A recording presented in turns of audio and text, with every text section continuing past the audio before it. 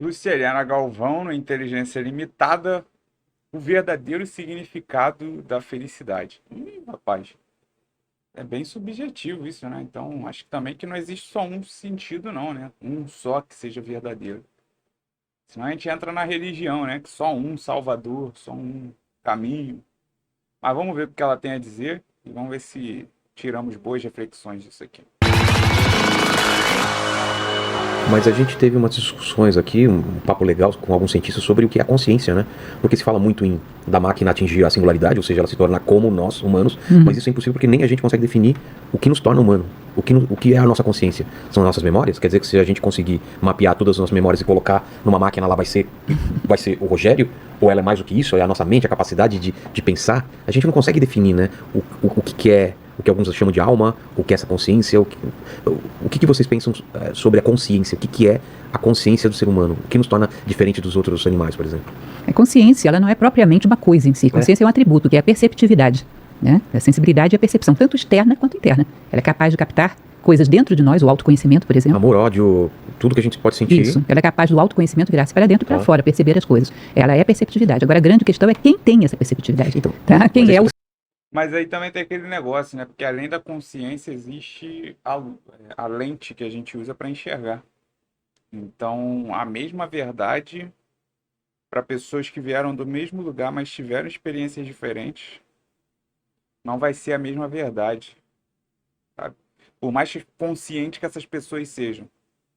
E aí a gente pode entrar no mérito de que uma é mais consciente, a outra é menos, que uma é mais sensível, a outra menos. Mas, enfim. São que tem sentidos, essa né? perceptividade. Ou seja, como a gente interage com o mundo exterior, como chegam essas percepções até mim, contato. Isso são mãos mecânicas que trazem expressões do mundo para nós. Mas a capacidade de recebê-las, que elas façam sentido, de decodificá-las, nós organizamos isso dentro de um sentido, segundo valores. Uma máquina pode, hoje em dia, perfeitamente filmar. Boa, ela falou valores, né? Valores vem de cultura também, a forma como você é criado. E é aquele negócio, né? Os meus valores não são melhores que os seus e nem os seus melhores que os meus, ou piores. São diferentes, porque por mais que a gente às vezes more no mesmo bairro, volto a dizer, mesmo bairro da mesma cidade, do mesmo estado, do mesmo país, são realidades diferentes, né? Então são valores diferentes. Uma determinada cena e descrever os objetos que estão ali. Isso, cor, pode descrever, mas ela não é capaz de estabelecer laços entre eles, por exemplo, afetivos. Não é capaz de se inspirar por eles e criar um poema. Tem muitas funções que são exclusivas de um ser humano, né? Que partiriam, se nós voltássemos lá para aquela ideia de Platão, da nossa essência, que também está naquele plano das ideias. A essência humana faria uma experiência no mundo revestida por essa película que é a consciência, que percebe as coisas, analisa e traz para dentro. É exatamente essa essência, que alguns chamam de alma, numa vertente mais teológica, né? Essa essência humana é capaz dessa forma de conhecimento que não é meramente racional. A razão seria uma ferramenta dela, mas é capaz de ética, por exemplo, percepção da justiça das coisas da natureza, estética, percepção da beleza, da harmonia, mística, percepção do sagrado. Mística não como uma questão de dogma, mística como um sentido de você perceber que uma cena da tua vida está sendo sagrada, se sacralizou, como se você tivesse roubado aquilo do tempo. Imagina você está caminhando com alguém de mãos dadas no final de tarde. Eu e Paquito, de mão dada no pôr do sol, em Bali. Isso, com violinos tocando. Não precisa nem ter violino, cara, mas tipo, tá rolando uma música na praia de longe. Eu olho pra ele e falo, cara, esse momento está eternizado no universo. Isso. Existe um filósofo chamado Mircea Eliade que ele diz que o sagrado é a função de dar sentido. Quando você tira qualquer coisa da banalidade e dá para aquilo um sentido sagrado, nesse momento eu percebi tal coisa da vida. Nesse momento eu encontrei tal resposta. Esse momento para você saiu do banal, é um momento sagrado. Ou seja, o sagrado não é só cerimonial religioso. O sagrado está presente em tudo na vida. Essa percepção, essa intuição do que é o sagrado também é uma coisa exclusivamente humana. Poderia pegar intuição, você poderia pegar inspiração, você poderia pegar ética, estética, mística, os sentimentos em geral, uma série de coisas que são processamentos de informação também. Não é só a razão, não é só uma concatenação lógica. Você falando isso, eu lembro de vários momentos da minha vida que eu tive a plena sensação de que eu estava vivendo uma coisa extremamente única e que eu ia me lembrar pelo resto da minha vida como eu lembro. Eu consigo me transportar para aqueles momentos que eu falei, eu vou me lembrar disso pelo resto da vida, eu consigo voltar para esses momentos, de tão poderosos que eles foram. Ou porque foram traumáticos, ou porque foram felizes, tipo, o nascimento do meu filho. Quando eu era criança, assim, muito criança, eu lembro de uma tarde brincando, que eu tava me divertindo tanto, que eu falei, gente, eu criança falando, eu vou me lembrar isso pelo resto da minha vida, e por algum momento, não sei se foi porque eu tentei lembrar isso, eu lembro até hoje, assim, e outros momentos, assim. Então eu acho que realmente tem alguma coisa a mais aí, né? Não é uma coisa inexplicável isso. É como se você tivesse tirado de uma dimensão e passado para outra, de uma dimensão do tempo para uma dimensão mais permanente, do passageiro para algo mais permanente, mais duradouro. E isso seria uma sacralização, um ato de sacralizar. Agora, como isso acontece? Por que para uma pessoa andar no pôr do sol é sagrado? Como é que uma mentalidade de máquina poderia entender uma coisa como essa. Mas digamos que consiga, por algum tipo de experiências que a gente passe um arquivo enorme, absurdo de dados. Mas sempre vai haver o novo. Qualquer pessoa, em determinado momento, vai Tá descobrindo olhar para o coisas chão, novas. pegar aquela pedra e dizer, vou levar essa pedra comigo porque ela significa o momento onde eu tive tal ideia. Ela representa o momento em que descobri tal coisa. Como é que vai descobrir? Real, né? Isso explica a viagem que eu tive. Eu nunca entendi muito bem, agora fez todo um sentido. Porque não é a minha realidade, né? Então eu achava bobeira.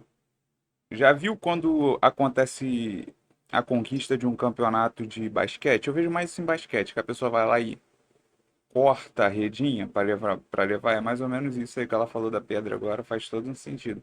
E aí você pega um negócio que é o seguinte, você pode usar isso na sua estratégia de comunicação. Como você cria esses símbolos, saca? Essas pedras, essas redinhas na cabeça do seu público quando eles consomem o que você está disponibilizando, saca? Porque não precisa ser algo físico. Na comédia é muito fácil fazer isso. Tem uma piada do Whindersson Nunes que ele fala: agora sempre que você fizer tal coisa, você vai lembrar de mim. É mais ou menos isso, sabe? Você não precisa. Olha, você tem que ter esse copo para lembrar do Matheus Oliveira.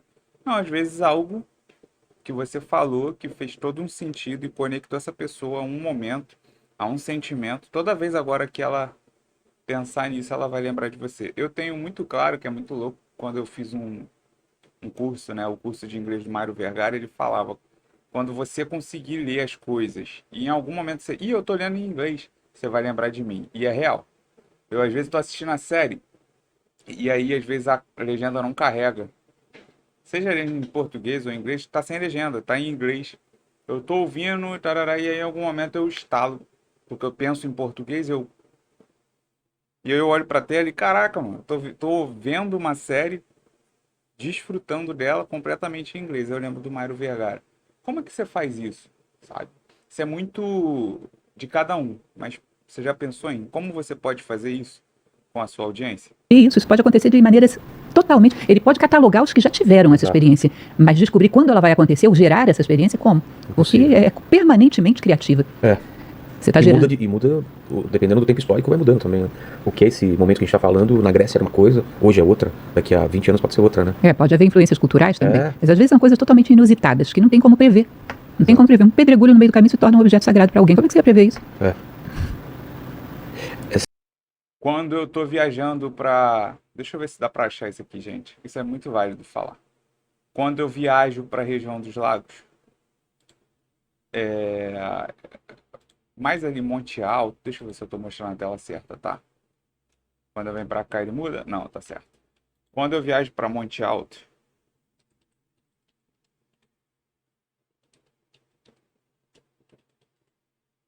olha, ele já completou. Será que eu vou achar o lugar? É isso aqui mesmo. Sempre que eu passo por isso aqui, eu penso, eu tô muito longe de casa. Não, não é isso não, gente. Arraial do Cabo. Quando eu vou para Arraial do Cabo, tem, eu acho... Quando faz o barco? O lugar que faz o barco. Qual é o nome disso?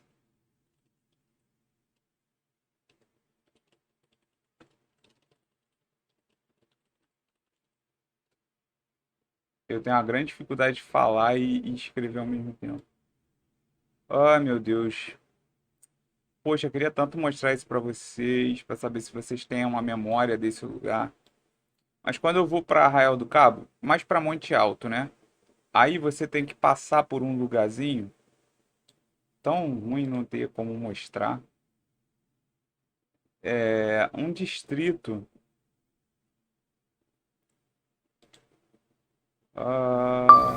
É isso aí, galera. Sejam bem-vindos mais uma vez. Eu botei um vídeo aqui só para ver se é isso mesmo.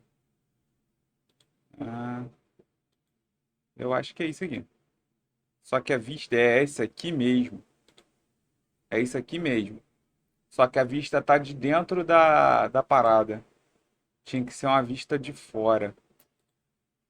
Poxa, gente. Fizeram bagulho de drone.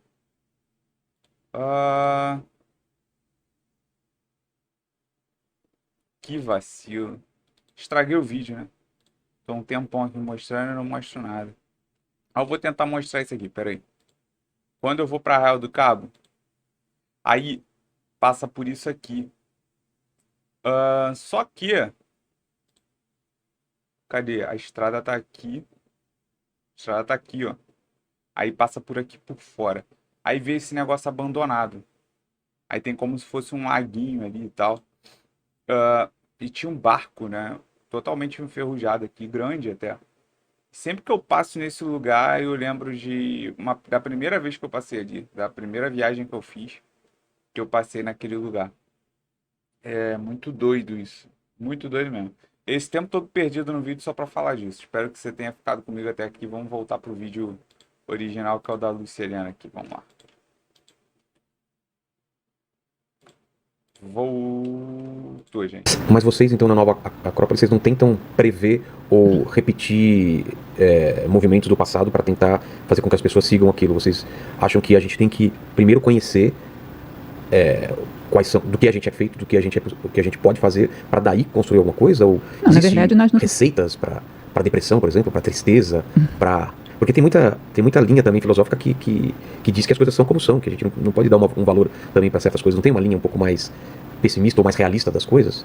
Não, algumas vezes se diz que o estoicismo seria um pouco passivo em relação a ter que aceitar as coisas como Exato. são, embora não seja bem assim, na verdade. Mas pode ser lido assim às vezes, né? Existe essa possibilidade, mas não, a filosofia pega qualquer fato da vida e tenta refletir sobre ele de uma maneira lógica, inteligente, encontrando uma ponte entre ideias e esse acontecimento. Ideias que possam, de alguma forma, justificar esse acontecimento. Não vou falar da depressão patológica propriamente dita, porque aí já é uma questão médica, realmente. A melancolia. Mas a melancolia, por exemplo, a tristeza, muitas vezes você pode analisar como uma apatia pela falta de alternativas que a vida nos dá. Se você ou uma considera... lembrança de um passado que não vai voltar, né? Uma saudade, né, do passado. E aí a gente entra novamente na conscientização e naquele coisa que se repete muito, né? Que a ignorância é uma benção.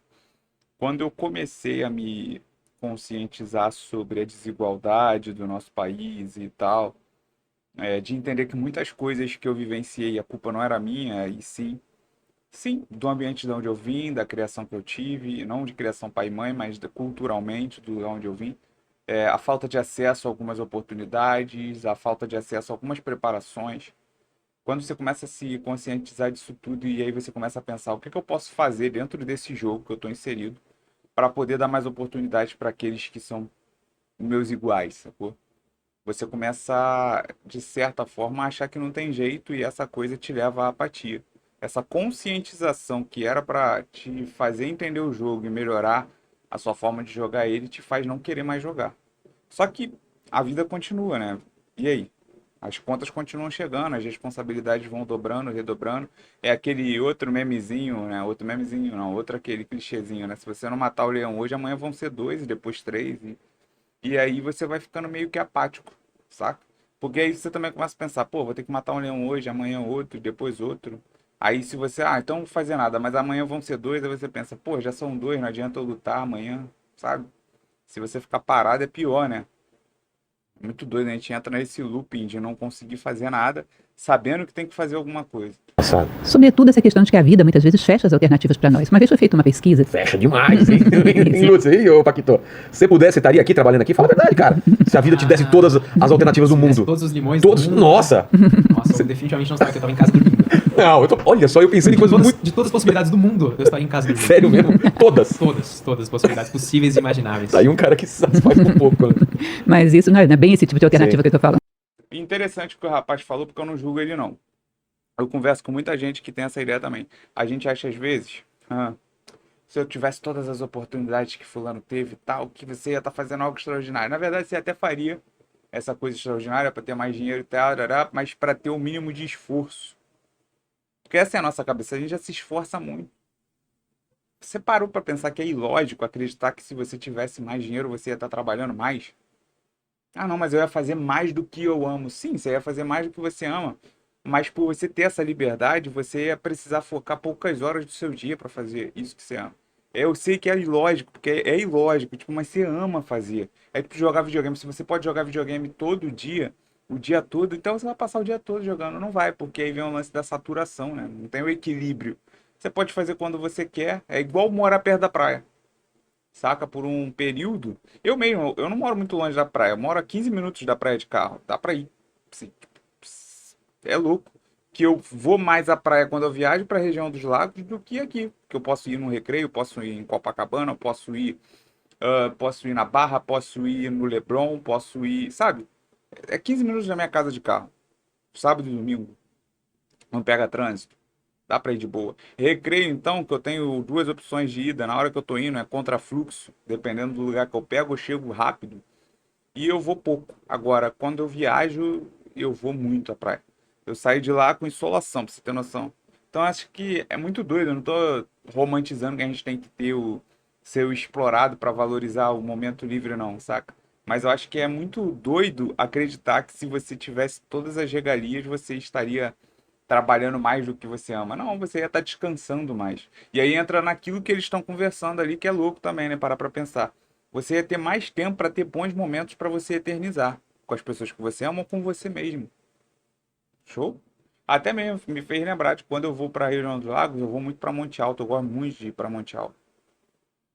E é onde eu me sinto, o único lugar do Rio de Janeiro onde eu me sinto seguro. Às vezes eu passo os cagaços, porque eu não gosto de estar sozinho nos lugares e aparecer uma outra pessoa que eu não sei quem é, que eu fico naquela. Aí fica eu e a pessoa um com medo do outro. Mas só para te dizer que eu gosto de ficar sozinho nesses lugares, lendo os meus livros, refletindo, né? A Arte da Sabedoria do Baltasar Gracian que diz, que o diga, porque é o meu livro que eu estou sempre lendo. Toda viagem eu leio ele pelo menos uma vez, eu consigo ler em um dia. Tão gostoso que é ficar sozinho comigo mesmo e o livro. Por exemplo, a felicidade. Fizeram uma pesquisa em vários lugares do mundo, perguntando para as pessoas o que era felicidade para elas. O resultado dessa pesquisa foi compilado depois, eles chegaram à conclusão que a felicidade, para a maior parte dessas pessoas, dessa amostragem, era um padrão de consumo equivalente a um homem norte-americano mediano. Ou seja, tem esse padrão de consumo. Tem uma casa, tá? tem um carro. Isso, não que elas tenham falado isso, Sim, mas é isso, basicamente. Tá? Agora, se você pega um planeta como o nosso, já estamos nos 8 bilhões, e multiplica isso pelo padrão de consumo de um homem norte-americano mediano, não tem nem planeta que suporte isso. Então você condena as pessoas a sonharem com uma felicidade que elas não vão alcançar. Então, logicamente, elas não vão alcançar isso é o lindo e belo capitalismo funcionando. Essa felicidade, tem que existir rotas de fugas para que elas se satisfaçam. Senão vem a frustração. Exato. Então elas começam a fugir, ou elas caem na melancolia, na tristeza, porque a vida começa a ficar sem sentido, ou elas começam a pegar rotas de fuga. Vícios de todos os tipos, desde os vícios mesmo de drogas, de bebida, até consumismo, até bisbilhotice, até todos os vícios humanos, né? Começa a se desenvolver vícios. Todo tipo de novidade que surge rede social, eu sou viciado em rede social, vai surgir inteligência artificial, você viciado em chat GPT. Uma tendência é fugir da vida por todas as estradas possíveis. Por quê? Porque a vida é apática. A vida não eu digo até mesmo por isso, assim, é o que eu falo. Gente, o que eu vou falar agora não é uma crítica à Nova Acrópole nem à Lúcia Helena. Mas teve uma época que eu fiquei viciado nos conteúdos dessa mulher justamente porque... E aí vai uma dica para você, criador de conteúdo, aposte no nichado. Absolutamente ninguém tinha gravado um conteúdo de qualidade. Já tinha alguns, mas péssima qualidade. Só lê o livro e acabou. Do Baltasar Gracian, Arte da Sabedoria. E foi esse pesquisar o Baltasar Gracian, Arte da Sabedoria, que me levou a Luciana Galvão, um vídeo dela, que eu posso até reagir aqui, é um vídeo muito maneiro, que me fez conhecer a Nova Acrópole, e eu tava viciado nesse tipo de conteúdo, assim, que te faz realmente refletir o que faz sentido, não o sentido da vida, mas será que realmente as coisas que eu quero porque eu quero, sempre quis, eu fui desenvolvendo ao longo da vida, claro, mas da onde vieram esses estímulos? Da publicidade, da propaganda? Ou às vezes veio, cara, dos seus pais, não deles colocarem expectativa, mas aquilo que eles ensinaram para você sobre valores do que é importante, como por exemplo, ter uma casa, seja alugada ou comprada, mas uma casa para você chamar de lar, sabe? Para você ter para onde voltar e sempre se sentir bem, feliz. Ter aquela coisa, a sensação, ou pelo menos a ideia. Nossa, eu comi coisa, tô mal. Mas toda vez que você tem um dia bosta, você sabe que você vai voltar para um lugar onde você vai se sentir bem. Aonde você talvez não se sinta bem ao chegar, mas só de saber que você está ali, você se sente seguro, você tem aquele aconchego do seu lar, aquilo que você fez para você mesmo, para te receber. Enfim, você começa a refletir sobre isso. Aquele lance da pedra, né? O momento de... um negócio que simboliza um momento único para você. E enfim... aí eu comecei, ela falou, né? Então é o lance do vício, não é só coisas ruins, drogas ilícitas ou lícitas, o álcool. Às vezes algo que pode estar, né, digamos assim, seja algo produtivo. Às vezes você está tão viciado em ser produtivo que isso pode estar sendo tóxico e destrutivo para você sem você nem perceber. tem sabor, a vida não tem gosto. E é doloroso essa falta de perspectiva. Tá? Então é uma evasão da vida, porque ela não oferece possibilidade de realização. Por quê? Porque eu busco uma realização que não é humana propriamente dita. Se eu buscasse uma realização que dependesse apenas de mim, se eu buscasse uma realização que dependesse do meu crescimento como ser humano, isso estaria dentro do meu controle, como diz. Ser justo, bom, verdadeiro, honesto, fraterno, empático, isso só depende de você. Chegar na hora, né, só depende de você. Né? Por mais que às vezes você pode pegar um trânsito, etc e tal, a sua parte, se você fizer, só depende de você. Diriam os estoicos. E, portanto, a vida teria garra, teria gana, teria sabor. Eu teria algo para construir. Exato. Né? Mas como não depende de mim, a chamada felicidade, a vida fica insípida. Eu escrevi um texto uma vez sobre isso, que eu vejo que a diferença da geração do meu avô, do meu pai e a minha é muito clara para mim. O meu avô, ele era miserável, ele trabalhou para dar. Me amarro nessa reflexão do Vilela. Pega, ela é muito boa. Já sei até o que ele vai falar. Eu já vi ele falar isso tantas vezes em outros lugares, até em conversa pessoalmente falando. É uma coisa muito boa. Comida pros 10 filhos que ele tinha, meu pai incluso. Meu pai foi o único que conseguiu estudar. Meu pai trabalhou que nem um camelo para dar o estudo e a possibilidade de eu conseguir estudar. E agora ele trabalha para dizer pros filhos, façam o que vocês acreditam que vão fazer vocês felizes. Tipo, vai mudando a possibilitação da próxima geração. Pô, isso é muito maneiro. O que eu quisesse. Então, você quer ser um publicitário, você quer ser um desenhista, eu vou tentar fazer com que você consiga isso. E a minha geração de pais, não, eu não incluso porque eu penso diferente, não já obriga que nem meu pai, vai estudar, vai terminar a faculdade. Simplesmente quer que o filho seja feliz. E isso é um peso absurdo no ombro de um filho quando você fala, filho, você não precisa fazer nada, eu só tô te dando o melhor para você ser feliz. E aí você coloca no ombro dos seus filhos uma coisa impossível, porque felicidade não é um lugar que você chega e fica, não é um objetivo que é tão fácil quanto se formar. Eu consigo me formar como publicitário, como advogado, como médico, mas você não acha que isso pode ser um problema dessa geração de pais e mães que colocam no ombro das crianças que você tem que ser feliz a qualquer custo, porque eu tô te dando tudo, tô te dando todas as condições que eu não tive e que os pais dos meus pais não tiveram para você ser feliz? Eu acho, inclusive, perigoso. Não é? Se você pegar, por exemplo, um raciocínio meio à la Kant, Kant dizia que o objetivo humano, propriamente dito, é o dever. Então, é um imperativo categórico, né? A felicidade humana, ela não pode ser o fim da nossa vida. Sabe por quê? Senão você vai querer ser feliz a qualquer preço. Exato. E tem preços que são caros demais. Já houve momentos na história, por exemplo, um Átila, rei dos Hunos, que se sentia feliz de jogar as crianças do inimigo em covil de lobos. Ou seja, a felicidade a qualquer preço é perigosa. Nós deveríamos buscar o nosso dever. É boa essa reflexão. Que trazendo pra gente, simplificando, a sua felicidade depende do ônus grave do outro. O que é o ônus grave? É o que ela falou, tipo, bebê de alguém, é o filho de alguém, é o neto de alguém. Não é o seu, mas é o de alguém. Sabe? Humano, e a felicidade humana vem como subproduto O dever disso. seria o propósito? Dever seria valores, virtudes, valores. sabedoria. Ou seja, buscamos honrar o nosso papel como seres humanos no planeta, corresponder àquilo que a natureza espera de um ser humano. Quando buscamos esse dever humano, a felicidade humana vem como subproduto. E aquela sensação do dever cumprido, a sensação de estar quites com céus e terra, o sono dos justos, ou seja, estar sabendo que você está caminhando como um ser humano caminha, cumprindo o seu papel no mundo. Tá? Então, esse dever com a condição humana te gera felicidade humana. Querer ser feliz a qualquer preço pode cobrar preços caríssimos, pode cobrar a dignidade humana. É. E a depressão, e a tristeza e tudo mais, porque ou você chega na felicidade e vê que, pô, era isso, ser feliz, e não, ou tentar manter ela a qualquer custo, né? Com essa necessidade de likes, de dopamina, de recompensa. Chega a alegria, né? Felicidade é muito identificada com um estado de serenidade, estar quites com a vida. É isso que eu ia falar. Se você chegar lá e descobre que na felicidade nunca foi a verdadeira felicidade, né? E é a questão do não te vender essa ideia, não te empurraram isso a todo custo. Eu tenho falado muito isso ultimamente com alunos e aqui, que é há quanto tempo, quando foi a última vez que você parou para não fazer nada? Não fazer nada, não fazer nada. Não fazer nada, mas fazer alguma coisa. Tipo, não fazer nada, ler um livro. Não fazer nada, ver uma série. Sabe, você não está produzindo algo que vai trazer dinheiro necessariamente. Que você vai poder olhar e falar, nossa, fiz alguma coisa produtiva com o meu tempo. Porque nos venderam isso, produtividade é você estar assistindo algo que agrega. O que é agrega? Para pensar. Quando foi a última vez que você parou para não fazer nada e descansou de verdade? Fez algo que você queria fazer sabendo que aquilo não vai te trazer um dinheiro. Maratonou uma série e você não se sentiu culpado. Por quê? Porque estão martelando o tempo todo na tua cabeça que você está perdendo tempo.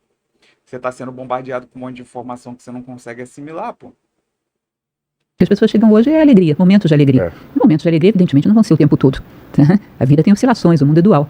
Mas felicidade é diferente de um momento de euforia, de alegria. Felicidade tem a ver com serenidade e estar em paz consigo mesmo, sabendo que você está fazendo o que corresponde a um ser humano. Brabo, né? Muito brabo. Mas o que você acha disso aí? Qual é o verdadeiro sentido da vida e da felicidade? O que é felicidade para você? É uma coisa simples? Que coisa simples é essa? Fala aí pra mim nos comentários. Vamos trocar essa ideia aqui. Se você caiu aqui de paraquedas, meu nome é Matheus Oliveira, eu falo sobre marketing digital, falo sobre esse tipo de coisa. A reflexão, né, um pouco mais abstrata, independente. Tenho meus vieses tenho, mas eu gosto muito do contrário também. Eu gosto de entender o outro e entender que toda regra tem o seu contrário, o seu oposto, e a gente precisa refletir sobre isso também. Então, se você pensar diferente de mim, você é muito bem-vindo nesse canal, porque para ser diferente se requer muita coragem, né? Para abrir mão do que todo mundo está fazendo, para você seguir o que você acredita, você precisa de muita coragem e muita certeza. Então é isso. A gente está aqui para fazer isso, para pensar diferente, às vezes o mesmo assunto, o mesmo tema, respeitando um ao outro. Meu nome é Matheus Oliveira, meu plano B é o sucesso do plano A. E assim como eu te encontrei nesse vídeo, eu vou te encontrar por aí. Mas se você quiser assistir mais conteúdos, fique à vontade. Se inscreva, deixe um comentário e curta esse vídeo para que mais conteúdos como esse e conteúdos sobre marketing, criação de narrativa, destruição de narrativa, chegue até você. A gente tem um encontro marcado, sabe aonde? Em algum lugar da internet. Eu não te achei nesse vídeo, eu vou te achar em outro. Esse é um dos trabalhos que eu faço. Até o próximo vídeo.